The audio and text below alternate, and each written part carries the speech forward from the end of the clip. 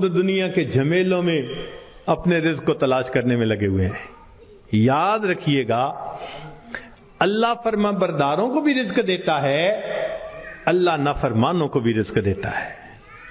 اللہ تعالیٰ فرما برداروں کو بھی رزق دیتا ہے اور اللہ تعالیٰ نافرمانوں کو بھی رزق دیتا ہے, مگر فرق ہے. ایک ہوتا ہے کہ آپ نے پرندے کو پنجرے سے نکالا اور پیالے کے اندر دانے ڈال کے اس کے سامنے رکھ دیا, اب وہ اسی پیالے میں سے کھا رہے آرام مزے سے. یا آپ نے پنجرے سے مرغی کو نکالا اور یوں دانے پھینک دیے تو وہ دانے چگ رہی ہے مگر دانے اس کو مل رہے ہیں. یہ ہے اللہ فرما برداروں کو رزق دیتا ہے, کسی کا ایک ہی جگہ, کسی کا ٹریولنگ کے ساتھ, ادھر بزنس, ادھر امپورٹ, ادھر ایکسپورٹ, مگر اللہ تعالیٰ رزق دیتا ہے ان کو. یہ رزق ملتا ہے فرما برداروں کو. اور ایک رزق ہوتا ہے کہ آپ نے اگر چوہے کو پھنسانا ہو تو اس کو بھی تو آپ کنڈی کے اندر گوشت کا ٹکڑا لگا کے رکھتے ہیں, پنیر کا ٹکڑا, یہ بھی رزق تو مل رہا ہے نا, مگر کس کے لیے کہ یہ ہمیشہ کے لیے پھنسے, قابو آئے. تو نافرمانوں کو بھی اللہ رزق دیتے ہیں مگر چوہے کی طرح کہ یہ پکڑا جائے گا اس کی گت بنائیں گے. اب ہم سوچیں کہ ہم فرما برداروں کا رزق لیتے پھر رہے ہیں یا نافرمانوں کی طرح رزق کماتے پھر رہے ہیں. معاملہ تو ہمارے اوپر ہے. اللہ تعالیٰ فرماتے ہیں الیس اللہ بکاف عبدا, کیا اللہ اپنے بندے کے لیے کافی نہیں ہے؟ کتابوں میں لکھا ہے اے بندے ایک تیری مرضی ہے, ایک میری مرضی ہے.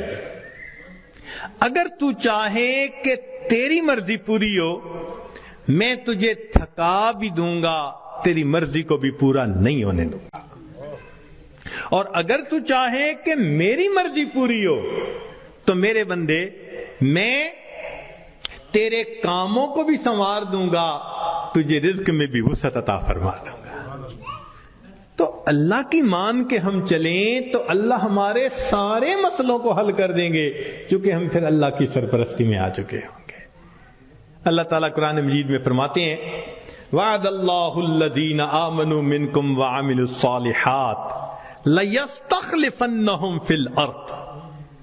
اجتماعی طور پر نیکوکار بن کر زندگی گزارنے والوں کے لیے اللہ کا وعدہ ہے. فرماتے ہیں میں تمہیں زمین کے اندر خلافت عطا کروں گا. وَلَيُمَكِّنَنَّ دِينَهُمُ الَّذِي ارْتَضَىٰ لَهُمْ وَلَيُبَدِّلُنَّهُمْ خَوْفَهُمْ أَمْنًا, اور اللہ ان کے خوف کو امن میں بدل دیتے ہیں. پھر اللہ تو وعدہ فرما رہے ہیں, وعد اللہ, اللہ کا وعدہ ہے. آج بندہ وعدہ کر دیتا ہے تو اتنا یقین, کیا اللہ کے وعدوں پہ ہم یقین نہیں کرتے؟ تو ہمارے زندگی کی کامیابی کا ایک ہی طریقہ ہے کہ ہم اللہ کے وعدے پر بھروسہ کر کے عہد کریں کہ اللہ آج کے بعد ہم نے نافرمانی نہیں کرنی. اب سوال پیدا ہوتا ہے کہ ہم صالحین میں شمار کیسے ہو سکتے ہیں؟ بہت آسان ہے.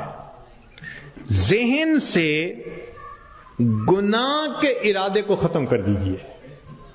ذہن سے گناہ کے ارادے کو ختم کر دیجئے. اللہ میں نے آپ کے کسی حکم کی نافرمانی نہیں کرنی, اور جو کر چکا میں توبہ کر رہا ہوں.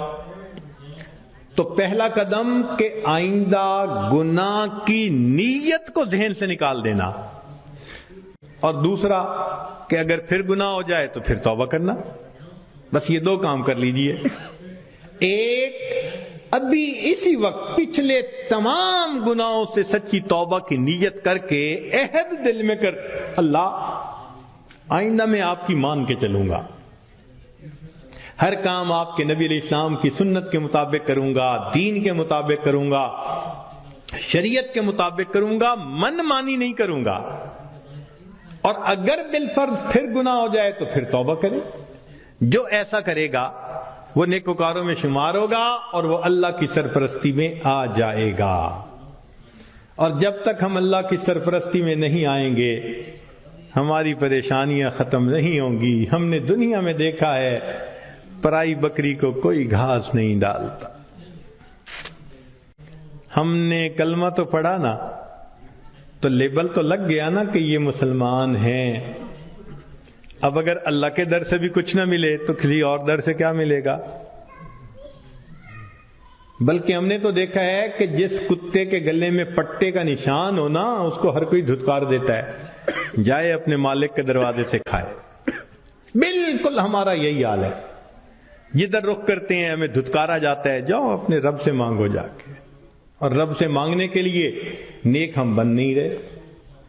تو ہمارے پاس کوئی دوسری آپشن نہیں سوائے اس کے کہ زندگیوں کو بدلیں، نیکی پہ آئیں، اللہ تعالی ہمیں اپنی سرپرستی میں لے لیں، پھر اللہ تعالی ہمارے الٹے کاموں کو بھی سیدھا کر دیں گے، ہماری پریشانیوں کو اللہ ختم فرما دیں گے.